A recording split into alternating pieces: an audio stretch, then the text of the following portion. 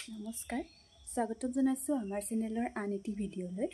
আজি হৈছে বিহুৰ দিন আৰু ৰাতিপুৱাই উঠি গা পা ধুই লৈ বিহুৰ প্ৰথম হিচাপে অগ্নিক পূজা কৰা হ'ল। তাৰ পিছতে কি হয় দেখুৱাই থাকিম। প্ৰথমৰ পৰা শেষলৈকে ভিডিঅ'টো চাই থাকিব। উৰুকাৰ দিনাৰ ৰাতিৰ সাজৰ পৰা বিহুলৈকে ইয়াত সম্পূৰ্ণ ভিডিঅ'টো আছে। এয়া আমি উৰুকাৰ দিনাৰ বাবে আয়োজন কৰিছিলোঁ হাঁহৰ মাংস আৰু মাছ। কোমোৰা আৰু হাঁহৰ মাংসৰ জুতি এনেও বেলেগ, আৰু ভোগালীৰ বিহুৰ উৰুকাৰ নিশাত যদি হাঁহৰ মাংসৰ সোৱাদ লোৱা নহয় তেতিয়াহ'লে বিহুটো কিবা আধৰুৱা যেন লাগে। এয়া হাঁহৰ মাংস ধুনীয়াকৈ বনাই থকা হৈছিল আৰু মাছো ধুনীয়াকৈ বিলাহী পিঁয়াজ দি বনোৱা হৈছিল। আপোনালোকে বাৰু উৰুকাৰ নিশাটো কি আয়োজন কৰিলে কমেণ্টত জনাবচোন।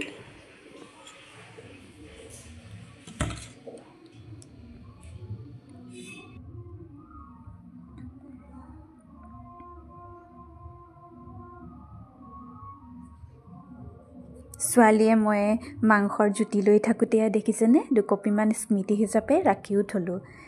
আৰু মানুহজন যদি খাদ্য বনোৱাৰ ৰান্ধনি হয় তেতিয়াহ'লে সোৱাদ নোলোৱাকৈ জানো থাকিব পাৰি। এয়া বেঙেনা পিটিকাও আছিল আৰু ধুনীয়াকৈ আমাৰ খাদ্যসমূহ সজাই পৰাই লৈ আমি আটাইকেইজনে উৰুকাৰ নিশাটো আনন্দ মনেৰে পালন কৰিছিলোঁ।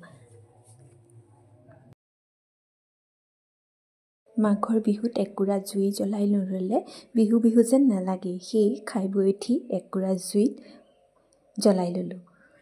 পিছদিনাখনৰ ৰাতিপুৱা এয়া দেখিছেনে, মানে বিহুৰ দিনাখন আমাৰ গাঁৱৰ ৰাইজে এনেদৰেই হৰিনাম গাই গৃহস্থসকলক সুস্বাস্থ্যৰ বাবে আশীৰ্বাদ জনায়। তাৰে অকণমান মুহূৰ্ত ৰাখি থলোঁ। সঁচাকৈ ৰাতিপুৱাটো বৰ ভাল লাগে। এনেদৰে হৰিনামেৰে মুখৰিত হ'লে ভাল লাগে। আৰু এনেদৰে আমি শেষত সকলোৱে নামঘৰত একুৰা জ্বলাই থোৱা জুইত অগ্নি সেৱা কৰি আশীৰ্বাদ ল'লোঁ।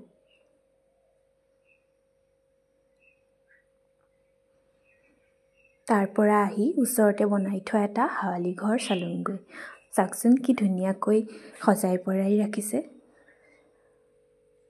তাৰপিছত বিহু বুলি ক'লে পিঠা পনা নহ'লে যিহেতু ভালেই নালাগে।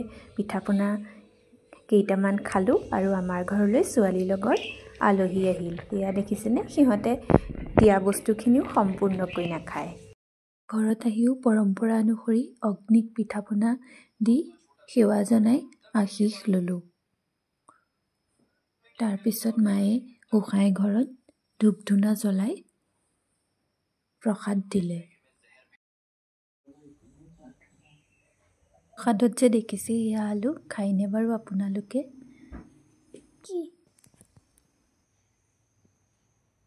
বিহু বুলি আহিল আলহী আৰু সকলোকে আপ্যায়ন কৰি আজিৰ দিনটো সকলোৱে একেলগে পাৰ কৰিলোঁ। শেষলৈকে চোৱাৰ বাবে ধন্যবাদ।